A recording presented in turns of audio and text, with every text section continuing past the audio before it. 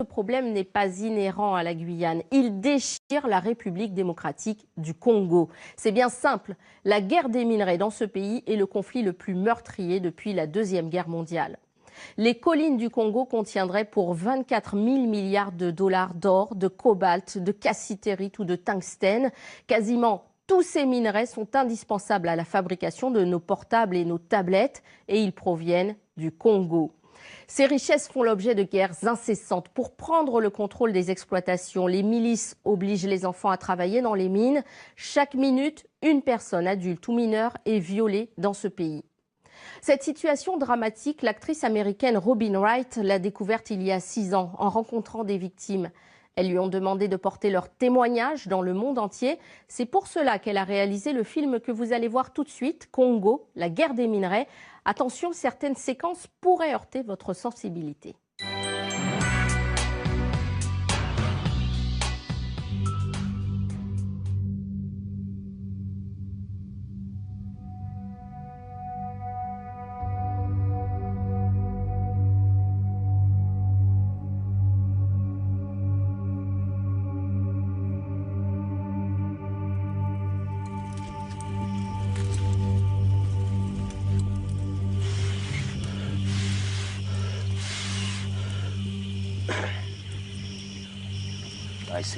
Je le répète, le Congo est un pays très riche. On a beaucoup de minerais, mais le peuple n'en profite jamais. Au contraire, les Congolais en ont énormément souffert. On n'en a pas besoin. Si les autres pays veulent récupérer nos minerais, qu'ils viennent. Mais je me demande, doivent-ils vraiment tous nous massacrer pour les récupérer ?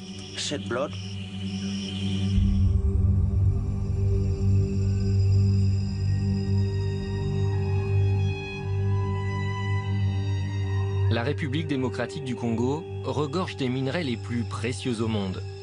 Mais au lieu d'enrichir le pays, la conquête des minerais congolais n'a fait qu'aggraver la pauvreté et l'exploitation et a financé au cours des 20 dernières années l'un des conflits les plus meurtriers depuis la Seconde Guerre mondiale.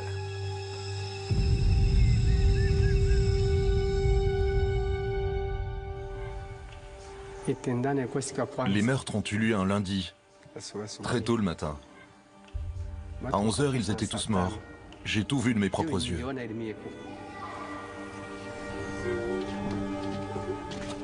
Un matin, alors qu'ils assistaient à la messe, les habitants de ce village ont été attaqués par un groupe armé, financé par l'exploitation des minerais dans la région.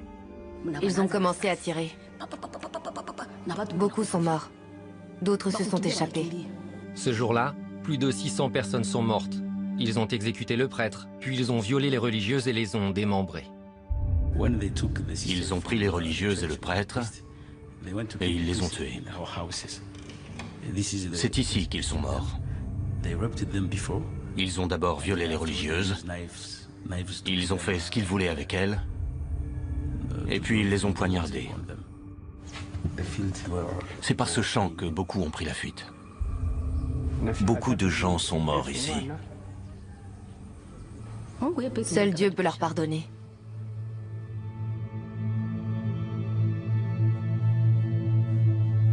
À cette époque-là, d'ailleurs, il y avait ce qu'on appelait le boom coltan. Les minerais de coltan avaient un prix très élevé et on en exploitait beaucoup ici dans le territoire. Toutes les ressources naturelles du Congo sont une malédiction, pas une bénédiction.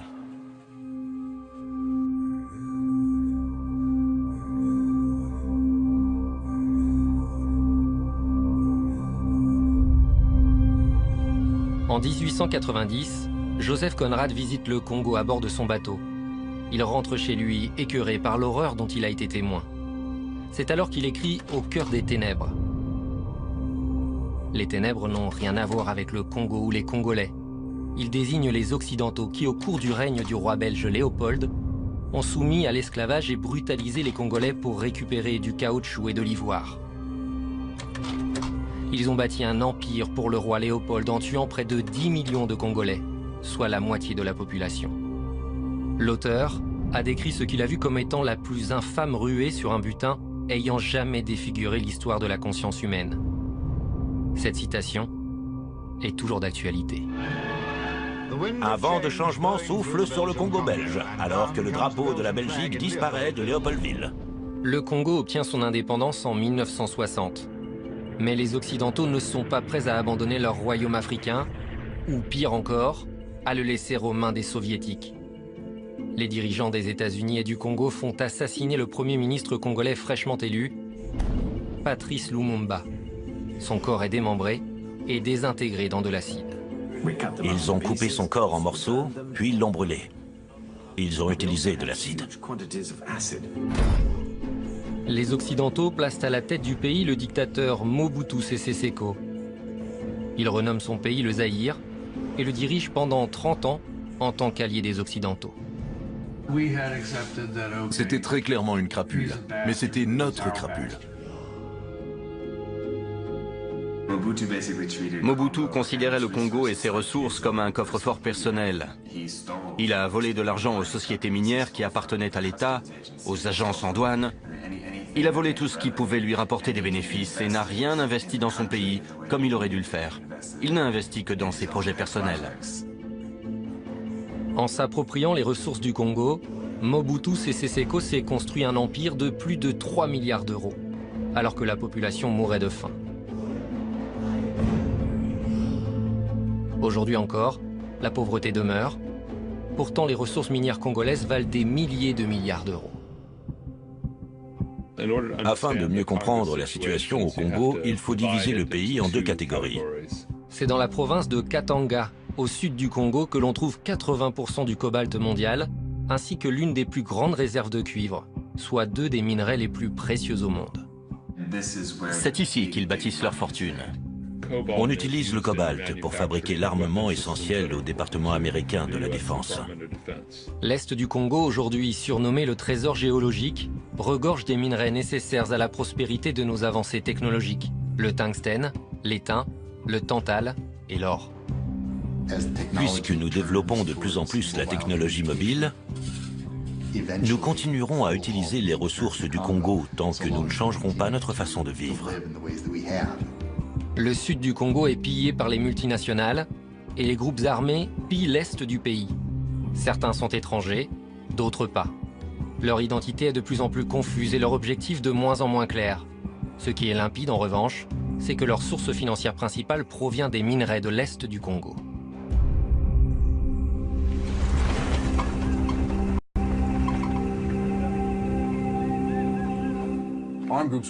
Les groupes armés volent tout ce qu'ils peuvent. Les ressources les plus importantes et les plus lucratives de l'Est du Congo, ce sont les minerais. Comment maintenir une armée de 2000 hommes sans avoir à les nourrir, sans leur offrir d'uniformes, ni de soins médicaux? Ils viennent et ils s'approprient les terres qui sont riches en minerais. Ils ont des armes et pas nous.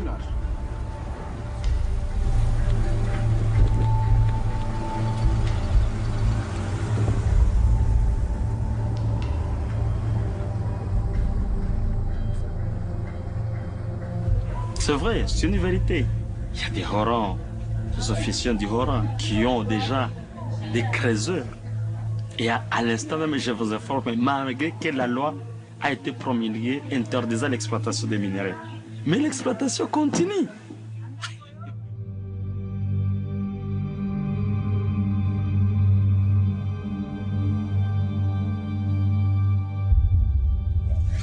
Avant, on avait une belle vie.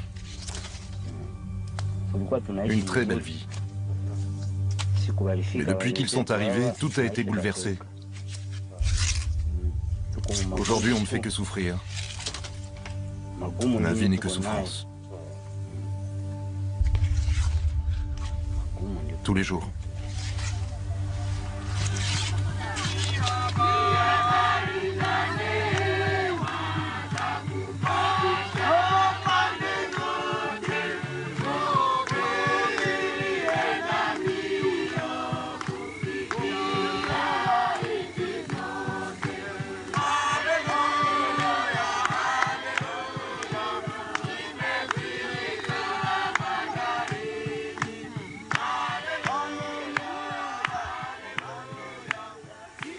L'impact est très grand. La présence des groupes armés dans cette partie du pays a un impact très négatif sur les populations de l'Est. Ils vont voler les récoltes de paisibles citoyens, de paisibles paysans, et c'est la catastrophe. D'autres se rabattent sur les jeunes filles et les femmes, jusqu'aux vieillards, pour assouplir les appétits sexuels.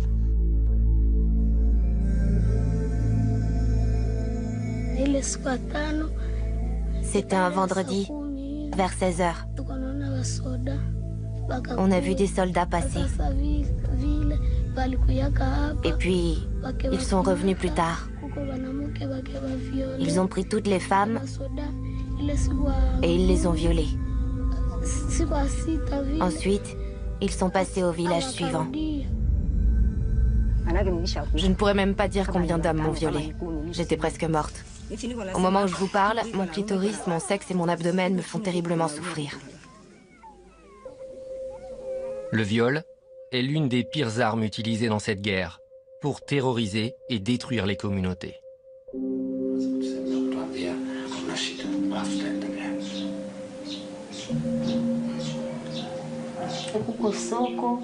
On s'est mis à courir. Les coups de feu provenaient des buissons. Même les soldats n'avaient nulle part où se cacher. Ils couraient comme nous.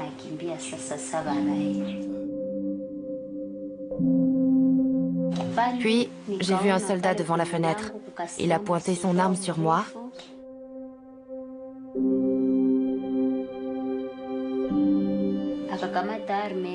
Il a pointé son arme sur moi, aussi près que la caméra en ce moment.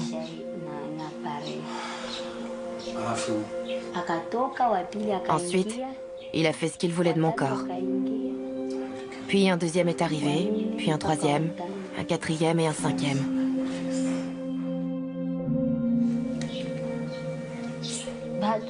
Puis l'incendie s'est déclaré. On était encerclés par les flammes. J'ai pris mes enfants avec moi, et quand je me suis approchée de la porte, l'un d'entre eux avait disparu.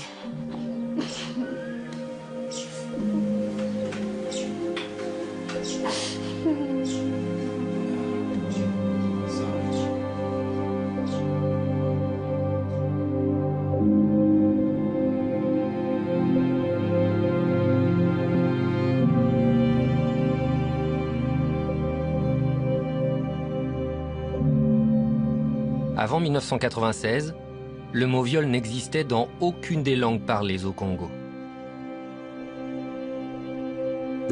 La guerre a commencé en 1996. C'est là qu'a véritablement commencé la tragédie congolaise.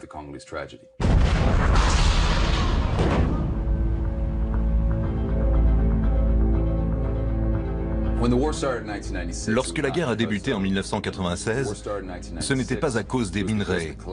Elle s'est déclenchée à cause de la chute du Zaïre et du génocide au Rwanda. C'est seulement après que la guerre a été déclarée que les minerais sont devenus une véritable source de financement pour cette guerre. Ensuite, ils en sont devenus le véritable but. Après le génocide au Rwanda en 1994, 3 millions de réfugiés se sont précipités vers la frontière est du Zaïre, créant alors la pire crise de réfugiés que le monde n'ait jamais connue selon l'ONU. Mais parmi ces réfugiés, il y avait également certains auteurs du génocide. Ils représentaient alors une menace pour la sécurité du tout nouveau gouvernement du Rwanda. Cela posait un problème de sécurité majeur au Rwanda. Il y avait entre 30 et 40 000 soldats qui s'entraînaient à la frontière du pays et qui voulaient retourner là-bas pour finir ce qu'ils avaient commencé. Le gouvernement du Rwanda nous a affirmé plusieurs fois que si la communauté internationale ne pouvait pas régler ce problème, alors il trouverait lui-même une solution. Je pensais qu'ils allaient organiser des opérations militaires près de la frontière. Au lieu de cela, ils ont agi de façon clandestine. Ils ont infiltré les troupes rwandaises, rejoint les forces rebelles et ont créé l'AFDL. En 1996, l'armée du Rwanda et de l'Ouganda ont soutenu le mouvement rebelle de l'AFDL, dirigé par Laurent Désiré Kabila, et ont envahi l'est du Congo. L'objectif du gouvernement rwandais et ougandais était de vider les camps de réfugiés. L'objectif de Laurent Kabila était de renverser le président Mobutu Sese Seko. Basima Karaha était le ministre des Affaires étrangères de l'AFDL. C'était la première fois que nous voyions un génocide en Afrique.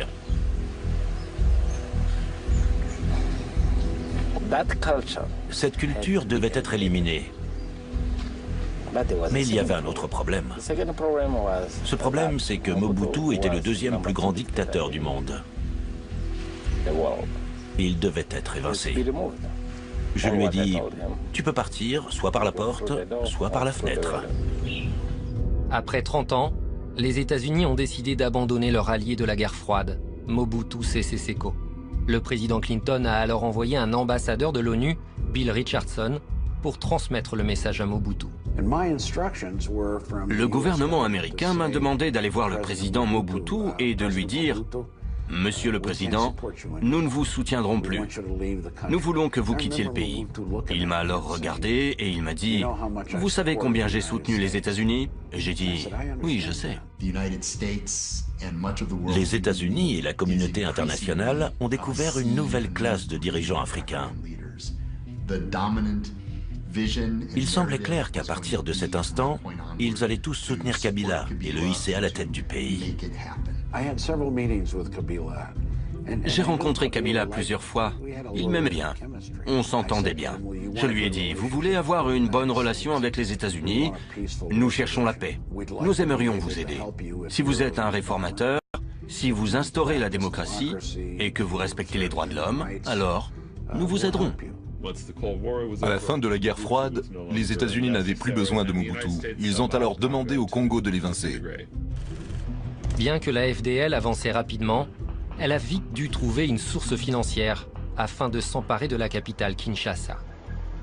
Kabila m'a demandé « Est-ce que Bill Clinton peut me prêter 100 millions de dollars ?» Et c'est là que j'ai compris qu'il ne connaissait absolument pas le processus politique. L'AFDL était en train d'essayer de réunir de l'argent. Et au Congo, ce qui peut rapporter beaucoup, ce sont les exploitations minières. Afin de financer la guerre, l'AFDL s'est directement dirigée vers la région de Katanga, qui regorge de cuivre et de cobalt. L'élément essentiel de cette histoire, c'est que Katanga est et a toujours été au centre du conflit congolais, tout simplement parce que c'est là que se trouve l'argent. La véritable richesse minière du Congo se trouve à Katanga. C'est ici qu'ils se font énormément d'argent. C'est dans la province de Katanga que l'on trouve 80% du cobalt mondial, ainsi que l'une des plus grandes réserves de cuivre, soit 2 des minerais les plus précieux. L'agence américaine de logistique de la défense, qui dispose d'un département sur les minerais, a classé le cobalt dans son top 10. Beaucoup de gens sont venus ici pour se faire de l'argent pendant la guerre, et ils ont réussi. Maintenant que les troupes rebelles de Laurent Kabila contrôlent toutes les régions riches en minerais du pays, les grandes entreprises comme American Mining Field Corporation profitent de l'agitation politique pour passer leur marché. Ils signent des accords avec les rebelles pour obtenir du cobalt, du zinc, du cuivre et des diamants. Non, il y en a eu beaucoup. Il y a eu AMFI qui est arrivé, il y a le groupe Londing qui est arrivé, il y a Anvil Mining, ce sont les Australiens qui sont arrivés. Et nous avions un groupe canadien qui est arrivé aussi, First Quantum. On était en guerre et tous les marchands d'armes en ont profité pour venir prendre des minéraux, mais c'était à vil prix. 1996, c'était vraiment le bon moment pour venir au Congo. Il y avait beaucoup d'argent à se faire, alors tout le monde s'est rué là-bas. Les dirigeants d'American Mineral Fields tentent par tous les moyens de s'attirer les bonnes grâces du nouveau régime. Je crois que l'un des exemples les plus parlants, c'est celui de Jean-Raymond Boule, qui travaillait pour American Mineral Fields. Il a voyagé jusqu'à Katanga avec son jet privé, il s'est d'ailleurs posé dans la ville de Kabila, et il a réussi à acheter une énorme exploitation minière là-bas. Nous avons laissé notre avion à disposition pour certains dirigeants de l'Alliance. Ils ont offert 5 millions de dollars à la FDL avant même d'arriver à Kinshasa. C'était en avril 1997, je crois, soit un mois avant leur arrivée à Kinshasa. Ils faisaient des affaires avec le gouvernement des rebelles, alors que le gouvernement officiel était encore au pouvoir. C'est comme ça que les multinationales fonctionnent. On négocie avec le gouvernement au pouvoir ou avec celui qui y sera bientôt. C'est comme ça que ça marche. Ce qui n'est pas passé inaperçu, c'est que le siège d'AMF se trouvait à Hope en Arkansas, qui n'est autre que l'État où est né le président Bill Clinton. Le fait que le siège de cette entreprise se trouvait à Hope, en Arkansas, dont personne n'avait jamais entendu parler, excepté à cause de son lien avec Bill Clinton, n'a fait que renforcer l'idée que tout était lié aux États-Unis et que les Américains donnaient tout simplement leur autorisation pour envahir le pays et mettre Laurent Kabila au pouvoir. C'était une conspiration. La première entreprise à avoir passé un marché avec Kabila était American Mineral Fields. Mais cela a échoué, n'est-ce pas? Oui, mais ils lui ont quand même donné beaucoup d'argent. Oui, ça c'est sûr. Parce qu'à l'époque, la FDL avait besoin d'argent et il voulait s'acheter des armes.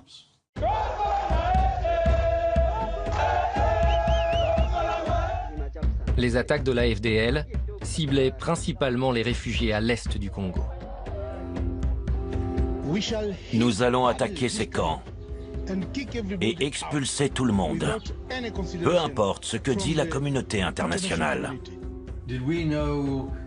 Est-ce que nous savions que l'AFDL massacrait les gens qui vivaient dans ces camps? Oui, en effet, nous en avions entendu parler plusieurs fois.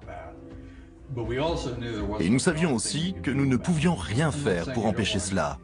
Je ne dis pas qu'il faut accepter les choses, mais il faut simplement être réaliste. C'est ça la guerre.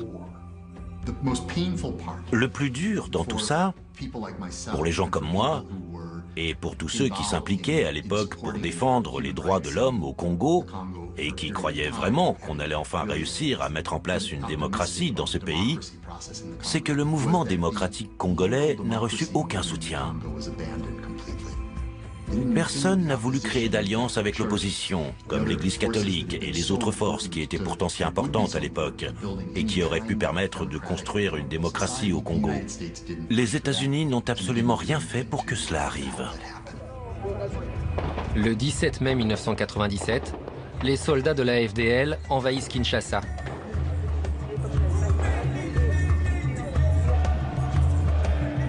Laurent Désiré Kabila est alors proclamé président de la République démocratique du Congo. Moi, Laurent Désiré Kabila, président de la République. Nous avions nos propres objectifs en tant que Congolais. Et eux, ils avaient les leurs. Mais à ma connaissance, ils ne se sont pas servis de nous. En fait, je crois que nous sommes servis d'eux.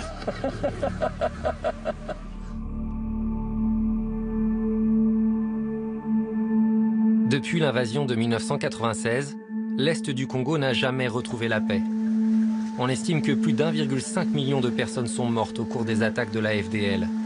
Environ 400 000 personnes ont été tuées dans les camps de réfugiés. Cette région autrefois paisible est désormais rongée par des forces armées sans foi ni loi.